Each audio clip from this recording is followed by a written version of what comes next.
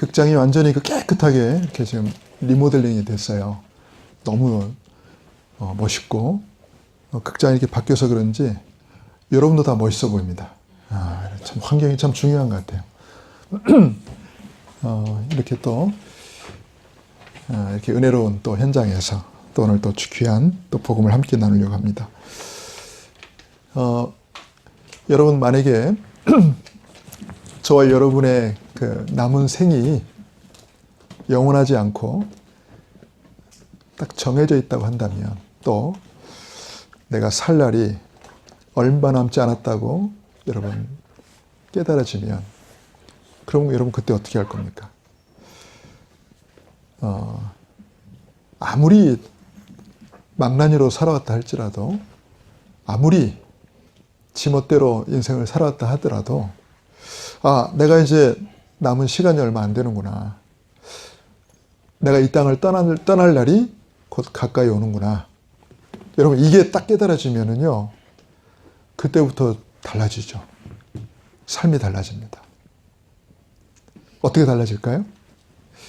내 남은 생을 어디에다가 집중할 것인가, 올인할 것인가. 이렇게 바뀝니다. 성경에 보면은, 저와 여러분은 이 땅에서 시한부 인생을 살아간다고 말씀하고 있습니다. 오늘 말씀이 그렇잖아요.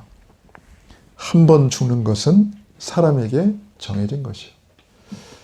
빠르든 늦든 우리는 누구나 다 이 땅에서 영원히 살지 못하고 이 땅을 떠나야 됩니다. 누가 빨리 갈지 몰라요. 누가 늦게 갈지 몰라요. 그러나 반드시 이 땅을 떠나는 날이 옵니다. 그날이 언제인가는 하나님만 아시죠. 저와 여러분 모두 시한부 인생을 살고 있습니다. 영원한 인생이 아니에요. 이 땅에서는. 물론 이 땅을 떠나서 우리가 영원한 삶을 살지만, 이 땅에서는, 육신을 입고 있는 이 땅에서는 영원한 삶을 살 수는 없습니다. 다 시한부 인생 속에 있습니다. 그러면요, 딱 이런 결론이 납니다. 그러면 내가 어디에다가 내 남은 인생을 올인해야 되느냐, 집중해야 되느냐. 이 다음에 내가 하나님 앞에 섰을 때에 하나님께서 만약에 나에 이렇게 물어보시면, 넌 세상에 있을 때에 뭐 하다 왔니?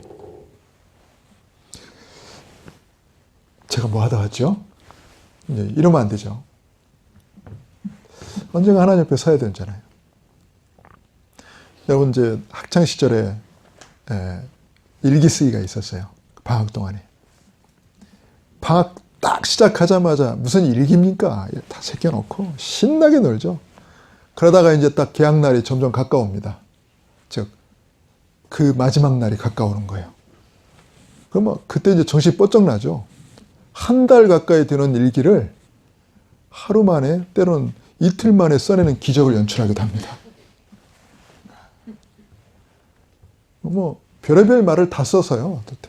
어디 가져다는데 갔다 왔다 그러고, 책을 읽고 오는 누구에 대해 생각했다 그러고, 끝날이 지금 가까워오고 있어. 언젠간 선생님 앞에 서서 과제를 검사 맡아야 돼. 여러분, 이 땅에서 우리가 무한정 살 것 같지만 안 그래요. 언젠가 우리가 하나님 앞에 서는 날이 와요. 우리는 시한부 인생을 삽니다. 자, 그때 우리는 하나님 앞에서 어떻게, 어떤 모습으로, 어떤 중심으로, 어떤 자세로 우리가 하나님 앞에 설 수 있겠습니까? 나는 그때를 생각하면요, 지금 정신 바짝 나요, 사실은. 우리는 구원받은 하나님의 자녀이기 때문에 당연히 천국 가죠. 우리는 또 복음 안에 있기 때문에 당연히 우리 하나님의 역사와 인도와 또 하나님의 축복을 체험하면서 살고 있죠. 그렇지만 우리 각자에게 주어진 또 중요한 미션이라는 게 있거든요. 우리는 그걸 이루다가 하나님 앞에 서야 됩니다. 시한부 인생이기 때문에. 그래서 예수님께서도 이 땅에 오신 목적, 또 이 땅을 떠날 그날을 예수님이 다 아셨죠. 이 땅에서 시한부 인생을 사신 겁니다. 3년이라는 짧은 공생애를 감당하셨고 인간의 나이로는 33년을 사셨죠. 시한부 인생을 사신 겁니다. 예수님은 처음부터 끝까지 나에게 주어진, 자신에게 주어진 미션을 이루는 인생을 사신 겁니다. 시한부 인생을 사는 사람들의 자세와 중심이 이겁니다. 내게 주어진 미션을 난 어떻게 이루다 갈 것인가. 난 그것 때문에 지금 이 땅에 남아있는 거니까 그거 마치는 날 나는 이 땅을 떠나는 거거든요. 잠시 머물다 가는 거거든요, 여러분. 우리 이 땅에서 영원히 살지 않습니다. 잠시 머물다 갑니다. 잠시 머물다 가는데 세상을 오염시키고 가면 안 되죠. 잠시 머물다 가지만은 우리는 나에게 맡겨진 중요한 미션을 이루고 하나님께 최고의 영광을 돌리다가 가야죠. 그게 시한부 인생을 사는 사람들의 하나님 자녀의 자세입니다. 그래서 예수님은 사도를 남기셨습니다. 첫째. 사도가 누굽니까? 거의 예수님과 예수님을 대신할 수 있는, 지금으로 말하면 목회자죠. 사도들을 남기셨어요. 그 사도들을 어떻게 예수님이 택하셨죠? 직접 택하셨어요. 직접. 모집한 게 아니고 예수님이 직접 찾아가서 나를 따라와라. 내가 너를 사람 낚는 어부가 되게 할 것이다. 예수님이 직접 다니시면서 직접 택하셨어요. 그리고 그들에게는 예수님과 같은 거의 동등한 자격을 줬습니다. 그러니까 너희를 영접하는 자는 나를 영접하는 것이고, 선자 이름으로 너희를 대접한다면 선자의 상을 받게 될 것이고, 그게 바로 사도입니다. 처음부터 그 사람이 이렇게 잘나서가 아니라 그런 역할을 예수님으로부터 부여받은 사람들. 그게 바로 사도예요. 이게 바로 이제 목회자고요. 여러분, 목회자는 이렇게 인간적으로 이렇게 훌륭하거나 뛰어나지 않잖아요. 근데 역할상으로 그 역할을 맡은 거죠. 말씀의 대언자로. 또 하나님 백성들에게 주시고자 원하시는 말씀을 전달하는 말씀의 심부름꾼으로 세운 거죠. 부르신 거죠. 그래서 그 목회자를 대할 때에 여러분이 어떤 중심으로 대하느냐는 고스란히 여러분의 몫으로 갑니다.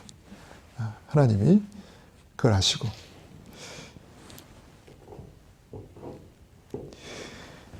자, 그러면서요, 예수님은 베드로에게, 예수가 그리스도라고 고백한 베드로에게 반석 같은 복을 또 허락해 주셨고, 또 베드로를 또 중요한 사도로 예수님은 남겨주셨습니다. 그리고 또 그 사도들에게 또 말씀하셨습니다. 너희는 가서 모든 민족을 제자를 삼아 아버지, 아들과 성령 이름으로 세례를 주고 내가 너에게 분부한 모든 것을 가르쳐 지키게 하라. 또 오직 성령이 너희에게 임하시면 너희가 권능을 받고 예루살렘과 온 유대와 사마리아 땅끝까지 이르러 내 증인이 되리라. 예수님은 철저히 제자 사역을 하셨습니다. 이 사도들을 통해서 많은 제자들이 또 세워지고 그 제자들을 통해서 또 제자들이 세워지고, 그래서 이 복음이 계속 확산됐습니다. 이 시한부 인생이라는 본인의 위치를 알고 본인의 미션을 아는 그 제자를 통해서 또 그 제자가요, 또 그 제자를 남기는 겁니다. 그러면서 또 예수님은 70인 제자를 남기셨습니다. 이게 바로 누굴까요? 이름도 없는, 성경에 전혀 이름이 나와 있지 않습니다. 사도들은 이름이 다 기록되어 있는데 이 70인 제자는 이름이 안 나와 있어요. 그러니까 누가 70인 제자인지 몰라요. 그러나 사도와 똑같이 훈련을 받았어요. 희한하죠, 여러분. 사도와 똑같이 훈련을 받고 똑같이 함께 있는데도 이름 없는 제자. 여러분, 이게 세계복음화의 키예요. 이게 바로 평신도 제자입니다. 사도와 똑같이 훈련을 받았는데 누구는 사도로 쓰임받고 누구는 이름 없는 평신도 제자로 쓰임받는 겁니다. 성경에서는 이들을 70인 제자라고 말합니다. 70인 요원이라고 합니다. 그래서 이들을 통해서 뭐 했죠? 전도를 회복시켰습니다. 예수님이 들어가시고자 하는 모든 마을, 모든 성에 앞서 이들을 보내가지고 먼저 가서 흑암을 꺾고 먼저 현장을 딱 이렇게 준비하도록 하신 겁니다. 이게 바로 70인 제자였고요. 또 이들을 통해서 말씀을 회복시켰고 또 초대교회도 보니까 이 70인 제자를 통해서 직분을 회복시키고 그래서 우리가 성경에 보면은 초대교회 성도를 보면 이 빌립 집사 이런 분 70인 제자 중에 한 명이 아닌가 이렇게 말합니다. 이분들을 통해서요 제자가 회복되기도 하고 또 미션홈이 회복되기도 하고 또 선교가 회복되기도 하고 안디옥 교회에 모였던 제자들 그러면서 또 이들을 통해서 기도가 회복되기도 하고요. 이름이 안 나와 있어요. 이 제자들이 중요한 일을 했는데 이름이 안 나와 있어요. 여러분 이게 진짜 키라니까요. 여러분 이름이 알려졌다는 거는 위험 요소가 굉장히 많아요. 타겟이 될 수 있고. 근데 이름이 전혀 알려있지 않는데 이 사역을 한단 말이죠. 여러분 이 파급력, 이 영향력 엄청나잖아요. 여러분이 이 제자 응답 받기를 주님의 이름으로 축원합니다. 여러분이 이 제자로 쓰임 받고 여러분 이 제자를 현장에 남길 수 있기를 주님의 이름으로 축원합니다. 뭐 사도들은 다 붙잡혀서 죽었어요. 여러분 사도들은 예수님이 세운 12사도 가룟 유다 한 명 빼고 그 11사도가 전부 순교당했습니다. 이미 드러난 사람들입니다. 타겟이 된 사람들입니다. 그런데 이 70인 제자는 누군지 모르잖아요. 이 현장에서 계속 전도운동을 해나가는 거죠. 말씀운동을 해나가는 제자들. 제자운동을 해나가는 제자들. 정의 현장을 장악하는 제자들. 지역을 장악하는 제자들. 여러분 이런 제자를 우리 현장에 많이 남길 수 있기를 바랍니다. 그래서 저와 여러분이 꼭 깨달아야 될 게 있어요. 자, 시한부 인생을 사는 나. 일단 나가 누군지를 알아야 되겠죠. 하나님께서 죄 가운데 있던 나를 부르셨습니다. 우리가 아직 죄인 됐을 때에 그리스도께서 우리를 위하여 십자가에 죽으심으로 하나님께서 우리에게 대한 자기의 사랑을 확증하셨느니라. 우리가 아직 죄인 되었을 때에 우리와 상의하지도 않고 일방적인 은혜로 우리를 부르신 겁니다. 그러니까 얼마나 이게 큰 은혜입니까? 이 엄청난 은혜를 받고 구원의 감격 속에 있어도 우리는 또 넘어지잖아요. 우리는 또 시험에 들고 또 상처받잖아요. 이러한 연약한 나를 하나님 또 아십니다. 내가 연약한 줄을 아십니다. 그래서 나를 고아처럼 내버려 두지 않고 나와 영원히 함께 하시겠다고 약속하셨습니다. 하나님이 함께 하시는 임마누엘의 축복 속에 있는 납니다. 여러분 아무것도 걱정할 필요 없어요. 아무것도 염려할 필요 없어요. 그래서 하나님은 나를 통해서 구원받기로 작정된 자들, 이 구원받을 대상자를 하나님 다 준비해 놓고 만나게 하시는 겁니다. 그리고 여러분 꼭 깨달아야 될 게 있어요. 하나님은 모든 사건, 모든 문제, 모든 일을 구원 사역을 중심으로 움직이신다는 사실입니다. 여러분 그 사실을 믿어야 됩니다. 하나님의 최고의 관심이 여기에 있으니까. 하나님은 잃어버린 당신의 자녀를 찾는 데에 모든 게 집중되어 있어요. 잃은 자를 찾는 하나님. 그게 바로 구원 사역입니다. 모든 게 구원 사역 중심으로 지금 이 역사를 움직여 가십니다. 전도자 중심으로요. 모든 걸 하나님이 이끌어 가십니다. 이 특권이 복음 가진 우리 전도자에게 있습니다. 어제 제가 저기 전라북도 부안에 갔다 왔어요. 그 놀러 간 게 아니고요. 거기 그 동문전도학교 사역 때문에 왕복 7시간을 운전했어요. 3시간 반, 또 3시간 반. 메시지 1시간 전하고. 자정 넘어서 도착했어요. 오늘 또 하루 종일 또 노예 참석하고. 내가 지금 뭐만 했는지 못 받겠는지 모릅니다. 근데 거기서 이제 식사를 하면서 목사님들하고 포럼을 하는데 한 목사님이 이런 말씀을 하세요. 최근에 이제 사고가 나셔가지고 병원에 이제 입원을 하셨답니다. 근데 이제 메시지를 이제 듣고 막 정리를 하려고 막 집중하려고 하는데 병실에 있는 다른 분들이 자꾸 TV를 뭐 야구하는 막 그걸 보면서 막 서로 응원하고 막 집중이 안 되더래요. 근다고 해서 또 목사님이 그보다 싸울 수도 없잖아. 나는 지금 이거 빨리 집중하고 정리를 해야 되는데. 그리고 또 그분들한테 계속 자기가 목사라는 것도 알고 또 계속 복음을 전해온 상태라 이거 뭐 화를 낼 수도 없고. 그 속으로 그랬답니다. 아이고, 저 텔레비전 그냥 확 나갔으면 좋겠다. 그랬는데 그 말 떨어지자마자 텔레비전 확 나가더래요.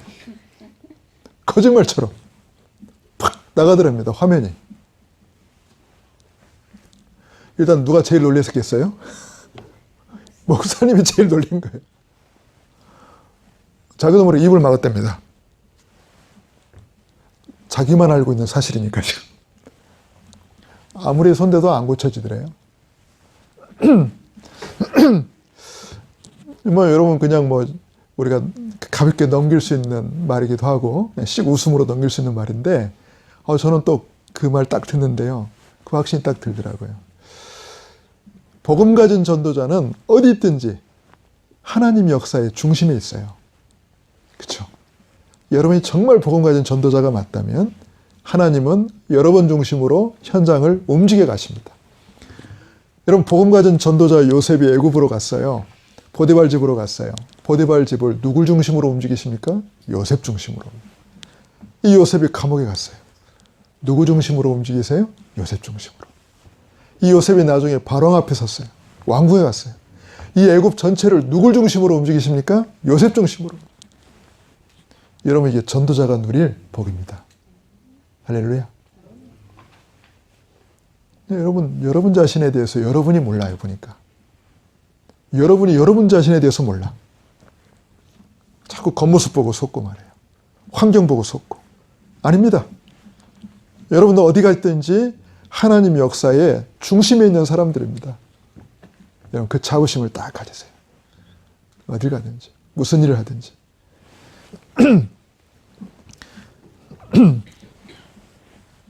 시한부 인생을 사는 저와 여러분은 이러한 70인 제자를 이 현장에서 찾는 겁니다. 어떻게 찾을 수 있습니까? 주업과 부업이 확실해야 돼요. 여러분 갖고 있는 직업,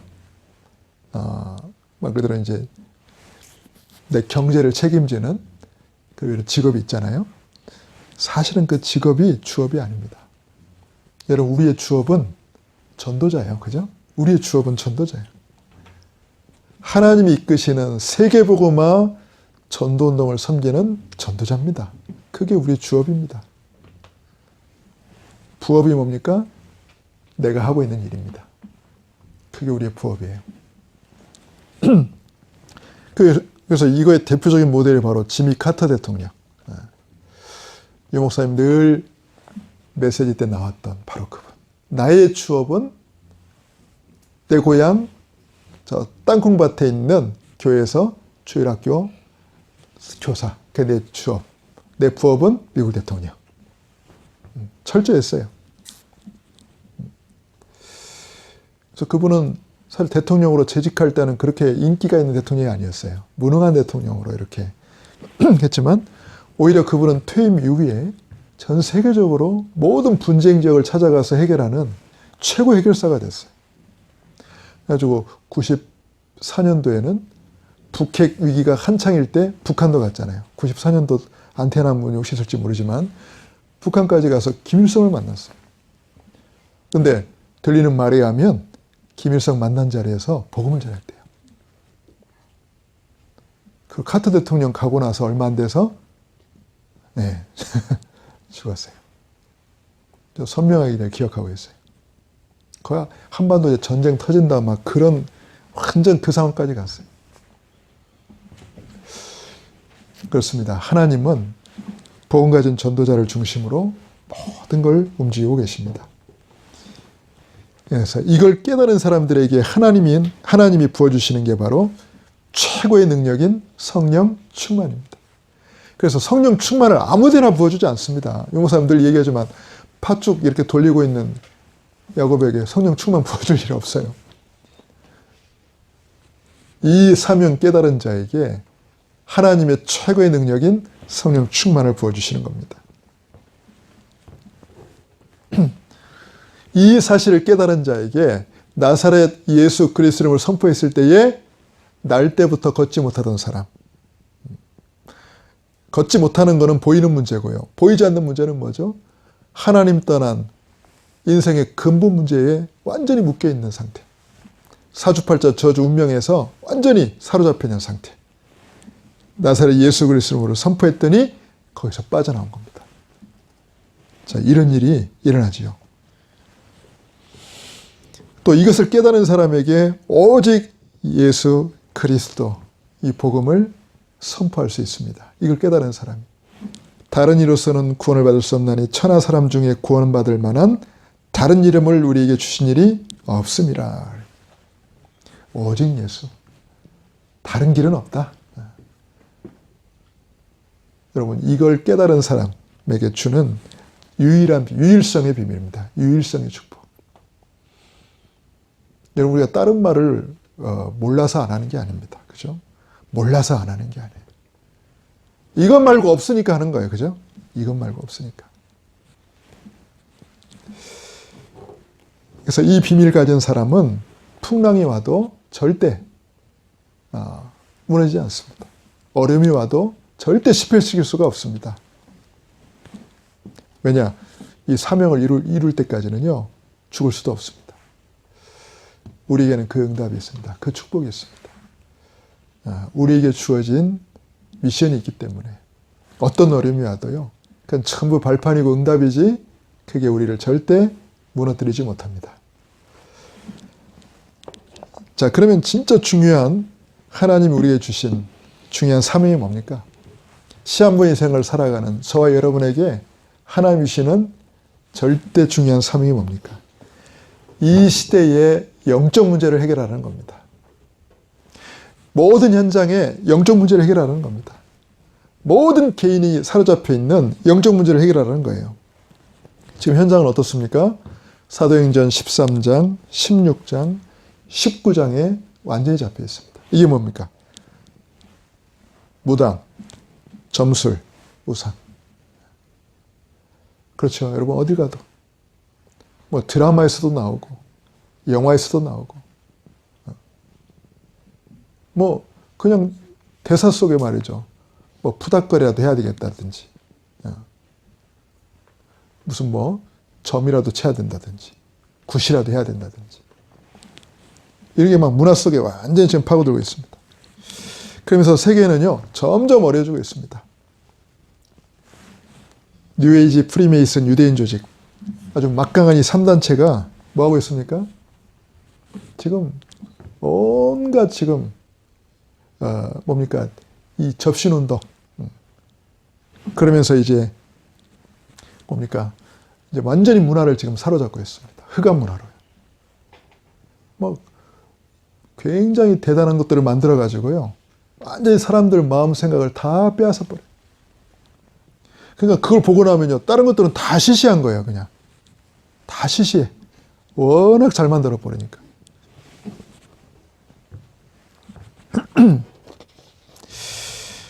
자, 이러고 있는 상황에서 말이죠. 이러고 있는 상황에서 교회는 완전히 지금 영적으로 이제 무지한 상태 가운데 있습니다. 교회가 너무 지금 현장이 얼마나 심각하고 지금 현장이 영적으로 얼마나 지금 무너지고 있는 거를 교회가 잘 모르는 겁니다. 그러니까 자꾸 이제 육신 가지고 교회가 싸우고 있어요. 육신적인 걸 가지고. 이제 이게 지금 이 시대에 아주 심각한 문제입니다. 이때 하나님이 저와 여러분을 오직 복음의 비밀을 가진 전도자로 우리를 불러주신 줄 믿습니다. 이게 우리에게 주어진 하나님의 미션이에요. 지금 교회가 시대를 보지 못하고 현장을 보지 못해서 지금 현장이 완전히 지금 무너지고 있는 이때에 하나님은 우리에게 근본 문제 3가지를 해결하신 예수 그리스도의 비밀을 알게 하셨습니다. 이분이 누굽니까? 하나님 만난 유일한 길, 참 선지자십니다. 이분이 누굽니까? 하나님 떠난 모든 죄와 저주를 십자가에서 완전히 해결하신 참 제사장이십니다. 이분이 누굽니까? 죽으셨다가 3일 만에 부활하셔서 하나님 떠나게 만든 장본인 마귀의 머리를 깨고 승리하신 참 왕이십니다. 여러분, 이 사실을 가진 우리를 하나님은 쓸 수밖에 없어요. 사용하실 수밖에 없어요. 여러분, 누가 이 비밀을 압니까? 누가 이 사실을 압니까? 예수 이야기하면은요, 다 시시하게 생각해. 예수 얘기하면은요, 그건 됐고, 그건 중요하지 않고, 진짜 그분이 누군지 모르니까. 저도 신학교 다닐 때, 진짜 복음 모르니까요. 복음 몰랐을 때는 예수 얘기만 하면 뭔가 부족하다고 생각했다니까요. 지금 얼마나 부끄러운지 몰라. 지금 생각해보면. 예수 얘기한 거 가지고는 사람들 절대 감동 못 시킨다고 저는 그렇게 생각했어요. 저는 그래서 열심히 봉사를 했죠. 봉사해가지고 사람들 감동시키려고 열심히 봉사했죠. 그러니까 그리스도를 오해하면, 여러분 복음을 오해하면 교회가 이렇게 갑니다. 그 자꾸 신비적인 거, 그 자꾸 뭔가 이런 막 기적적인 거, 이걸 가지고 사람들도 현혹하려고 하고요. 뭔가 자꾸 특별한 걸 만들려고 그래요. 복음을 오해하니까. 안 그렇습니다, 여러분.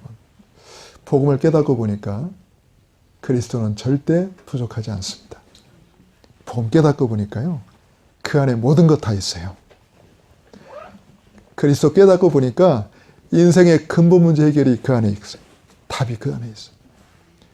그리스도 한 분만으로 충분합니다. 그리스도 한 분만으로 완전합니다. 그리스도가 모든 것입니다. 그러니까요, 이걸 딱 깨닫고 나니까 그리스도란 말만 들어도 막 가슴이 확 뛰는 거예요.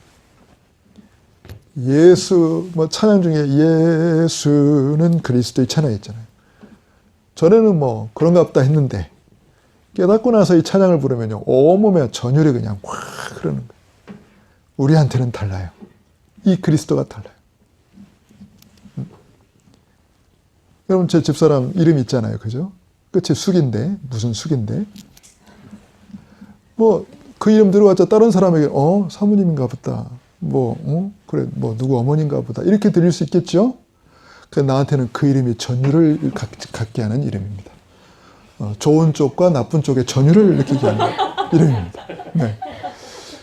나한테는 특별한 이름이에요. 내가 경험하고 알고 있고 나와 가장 가까운 사람이기 때문에.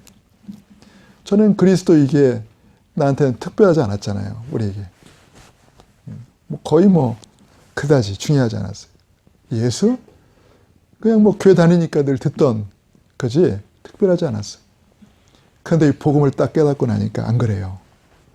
그 이름만 불러도, 그 이름만 말해도 온몸에서 막 힘이 솟아나요. 온몸에서 에너지가 솟아나요. 나를 바꾼 그 이름을 선포했을 때에 그 이름을 듣는 사람도 역시 더불어 바뀌고 치유되고 변화되는 일이 벌어집니다. 그래서 그 이름을 말하지 않을 수가 없습니다. 그래서 그 이름의 증인으로 초대교회 제자들이 쓰임받은 겁니다. 절대 그 이름 말하지 말라고 협박을 하고 그랬는데도 어떻게 우리가 그 이름을 말하지 않을 수 없냐. 우리는 보고 들은 것을 말하지 않을 수 없다. 그러면서 다른 이로서는 구원을 섭나니 천하 인간의 구원을 만한 다른 이름을 우리가 주신 적이 없다. 막 이렇게 말하고. 이 비밀을 가진 여러분만이 하나님 맡기신 이 일을 감당할 수 있습니다. 자, 그래서 이제 우리가 해야 될 게 뭐냐면 이제 영적 싸움이에요. 영적 싸움이에요. 절대 사람과 싸우면 안 됩니다. 절대 사람과 다투면 안 됩니다. 우리는 보이지 않는 영적 존재와의 싸움입니다. 어쨌든 마귀는요, 절대 복음 못 깨닫게 합니다. 절대 복음의 비밀을 모르게 합니다. 그러니까 자꾸 그래서 말씀 못 듣게 합니다. 말씀 못 들으려면 일단 교회를 안 가야 되잖아요. 그러니까 교회 못 가게 합니다. 말씀 못 듣도록. 일단 교회 와도요, 말씀 안 들리도록 자꾸 딴 생각하게 만들고, 말씀에 관심을 가져야 되는데 자꾸 엉뚱한 데 관심 갖게 만들고, 절대 말씀 못 듣게 합니다. 그래서 여러분 이것과 싸워야 돼요. 그래서 마태복음 12장 28절 30절에 보니까 먼저 강한 자를 결박하지 않고서 그 세간을 늑탈할 수 없다. 먼저 우리가 먼저 싸워야 될 게 뭐냐? 영적 싸움이다. 먼저 사단과의 싸움이다. 여러분 전도는 그래서 영적 전투예요. 먼저 이 강한 자를 꺾어야 돼요. 강한 자를 무너뜨려야 돼요. 그럼 강한 자를 꺾지 않고서는 절대 현장을 정복할 수 없습니다. 먼저 이 강한 자를 무너뜨려야 돼요. 강한 자를 무너뜨려야 그 안에 묶여있는 자들을 건져낼 수 있는 겁니다. 강한 자를 꺾지 않고 무너뜨리지 않고 어떻게 그 안에 잡힌 자를 건져낼 수 있습니까? 그래서 영적 싸움을 해야 됩니다. 영적 싸움을 해야 됩니다.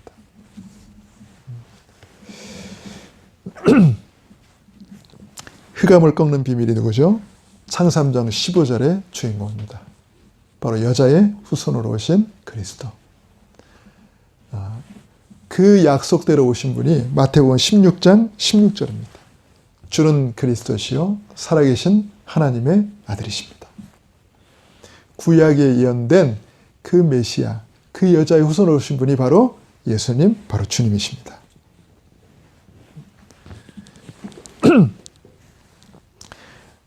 그래서 예배소 6장에도 보면은 우리에게 뭘 주문했냐면은 영적 싸움에 대해서 주문했어요. 영적 싸움. 그냥 아무나 엄한 사람들 패고 다니지 말고요. 괜히 사람과 싸우지 말고 우리의 싸울 대상은 눈에 보이지 않는 악한 영들이라 그랬어요. 우리 이들과의 싸움입니다. 그래서 하나님의 전신갑주를 취해야 된다. 전신갑주는 뭐죠? 무장을 말합니다. 완전 무장을 말합니다. 무장해야 됩니다. 싸울 수 있는 군인으로 완전히 무장해야 됩니다. 나오자 성령의 검, 믿음의 방패, 진리의 허리띠, 복음의 신발. 항상 하나님과 소통하는 무시기도. 영적 무장. 여러분 그래야 영적 싸움에서 이길 수 있습니다. 여러분 영적 싸움에서 이겨야 현장에 전도문이 열려요. 영적 싸움에서 이겨야 이 흑암의 성이 무너져야 그 가운데 예비된 자들이 건져줄 수 있습니다. 이것부터 무너뜨려야 돼요. 그래서 우리 전도학교가요, 지금 뭐 굉장히 약해 보이지만은 여러분 아셔야 될 거는 뭐냐면 이 대학로 현장에 오랫동안 뿌리 내려지고 있던 이 문화 현장을 완전히 장악하고 있던 여러분 이 흑암이요 밑바닥부터 지금 막 지금 엄청 흔들리고 있습니다. 지금 무너져 가고 있습니다. 지금. 여러분 지금 흑암의 견고한 여리고성이 지금 무너지고 있는 소리가 들리나요?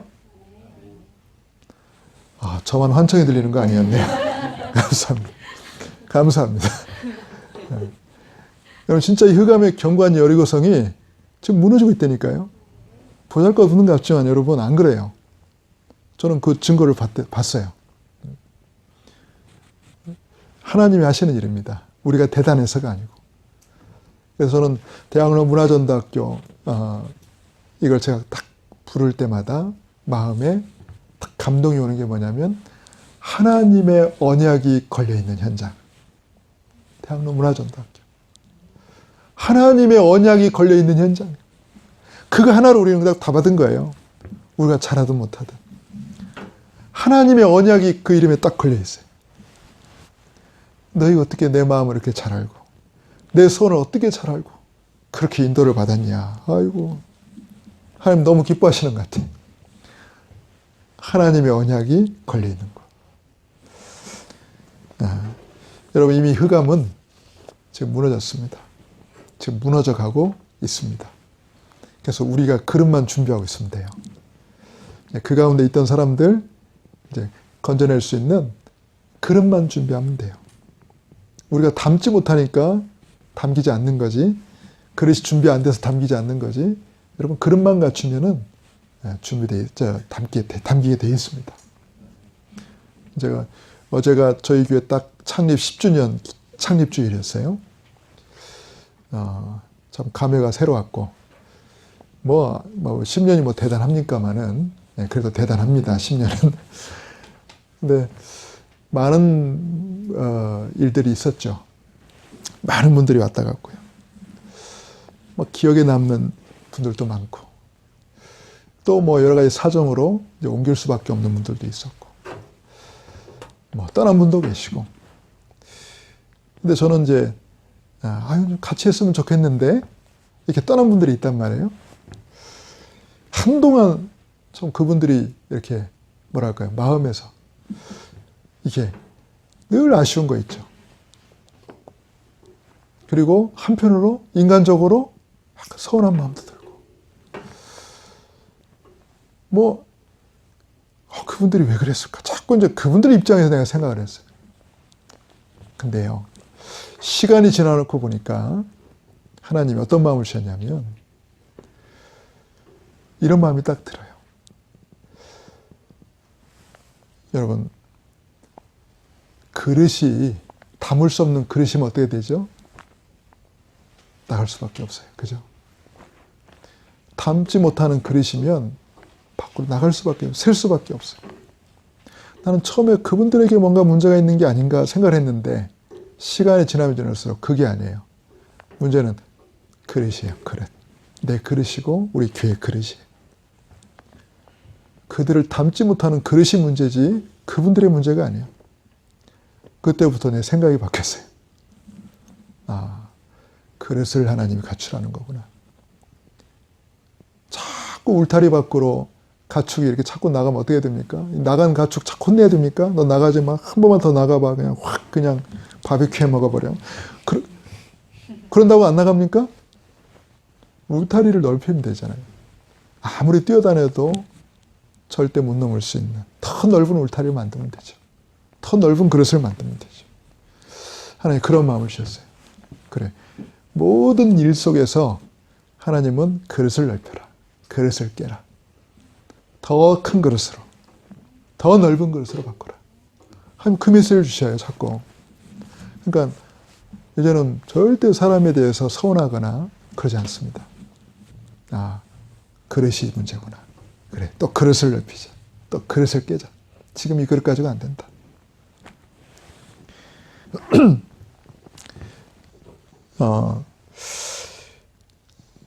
그래서 우리가 모든 것을 여러분 영적 싸움의 대상으로 보시고요. 어쨌든 여러분 사람과 싸우지 말고, 사람 때문에 상처받지도 말고, 사람 때문에 낙심하지도 말고, 우리의 싸움 대상은요 사람이 아닙니다. 눈에 보이지 않는 영적 존재와의 싸움입니다. 이것과 싸우고 이걸 무너뜨려야 돼요. 그러면 결국 하나님 백성들은 다 돌아오게 되어 있습니다. 자, 그래서 마귀를 대적하라. 그러면 너희를 피하리라 그랬어요. 야고보서 4장 7절에, 그리고 베드로전서 5장 7절 8절에 근신하라 깨어라. 너희 대적 마귀가 우는 사자처럼 두루다니며 삼킬 자를 찾는다 그랬어요. 여러분, 마귀가요 누구를 공격합니까? 한눈 파는 사람 공격합니다. 깨어있는 사람은 절대 공격하지 않습니다. 여러분 사자가 사냥할 때도 보면은요 딱 오기만 해봐 확 들이받을 거야, 이런 동물은 안 걸든더라고. 누굴 건들죠? 뒤쳐져 있는 거, 이렇게 약한 것들, 이런 거, 한눈판, 이런 거 건드려요. 이런 거 잡아요. 사단도 저 마찬가지입니다. 영적으로 딱 깨어있으면요, 절대 흔들리지 않습니다. 반드시 승리할 줄 믿습니다. 자, 마지막입니다. 하나님께서 우리에게 원하시는 참된 사역이 있습니다. 시한부 인생을 사는 저와 여러분은 반드시 이 축복을 누리다 가야 되겠습니다. 로마서 16장의 일꾼을 양육하는 것입니다. 아무 이유가 없는 제자들, 어떠한 핑계도 없는 제자들, 모든 것을 복음을 위해서 절대 헌신한 제자들, 로마서 16장의 제자들. 근데 이 제자들이요, 어디에 있습니까?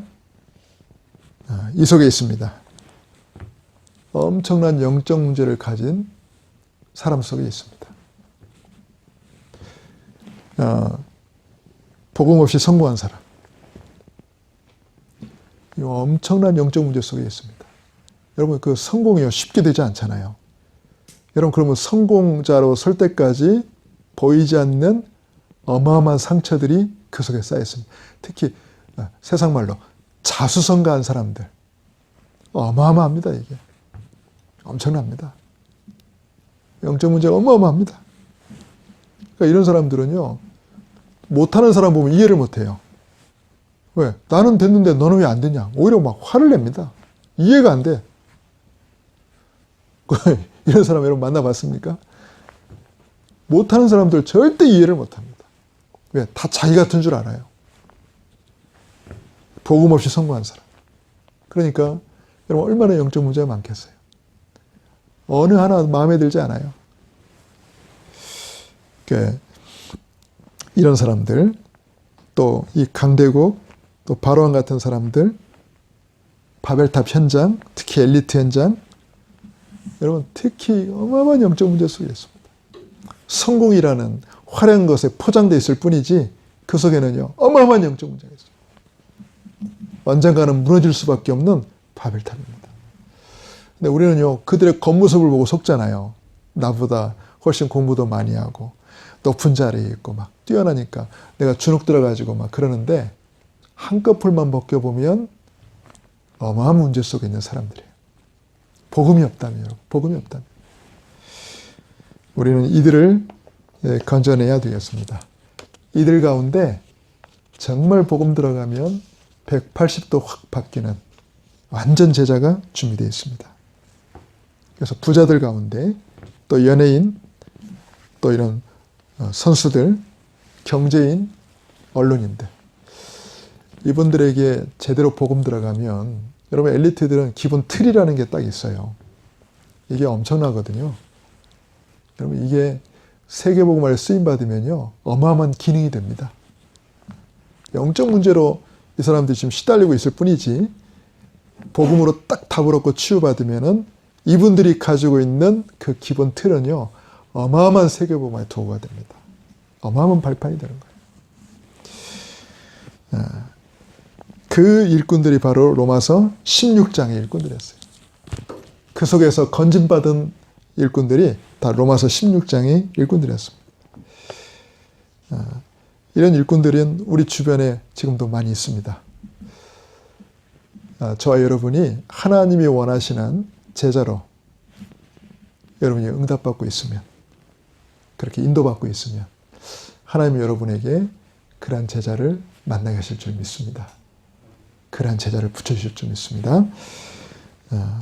그래서 여러분 먼저 로마서 16장에 나와 있는 일꾼처럼 되겠다고 먼저 여러분이 다짐하는 것입니다. 결단하는 것입니다. 로마서 16장의 일꾼은 참된 전도자들이었죠. 식주인의 역할을 했던 사람, 보호자의 역할을 했던 사람, 가족의 역할을 했던 사람, 동역자의 역할을 했던 사람. 하나님은 그 한 사람 한 사람을 다 알고 계십니다. 그래서 성경에 기록되게 하셨고요. 여러분이 이런 전도자로, 이런 제자로 여러분 딱 다짐하시고 결단하시고 쓰임받기를 바랍니다. 여러분 둘 중에 하나 돼야 돼요. 목회자든지 중직자든지. 아멘? 목회자든지 중직자든지. 여러분 둘 중에 하나입니다. 목회자가 돼가지고 오직 전도운동만 하든지, 아니면 중직자로서 전도자를 돕고 여러분 교회를 살리고 현장을 살리는 제자가 되든지, 로마 16장의 일꾼으로 쓰임받기를 바랍니다. 그래서 전도자의 기도 속에 사랑하는 자로, 또 친척으로, 수고하는 자로, 인정받는 자로 여러분이 기억될 수 있기를 바랍니다. 자, 모든 복음 가진 성공자들의 특징을 결론으로 맺겠습니다. 여러분, 모든 복음 가진 성공자들의 특징입니다. 항상 하는 말, 내게 능력 주시는 자 안에서 내가 모든 것을 할 수 있느니라. 우리의 영원한 현주소는 어디입니까? 주 안에서입니다. 저 인천 주안동 말고요, 주 안에서. 주 안에서. 그러면서 데살로니가전서 5장 16절 18절에 보니까 항상 기뻐하라, 쉬지 말고 기도하라, 범사에 감사하라. 항상 여기 있습니다. 항상 기쁨, 기도, 감사. 그리고 모든 것을 복음 중심으로 생각하고 판단한다는 것입니다. 그러니까 여러분, 그게 우리끼리 쓰는 말 있잖아요. 야, 역시 복음이다. 막 이렇게. 역시 복음이네. 반대는 뭐죠?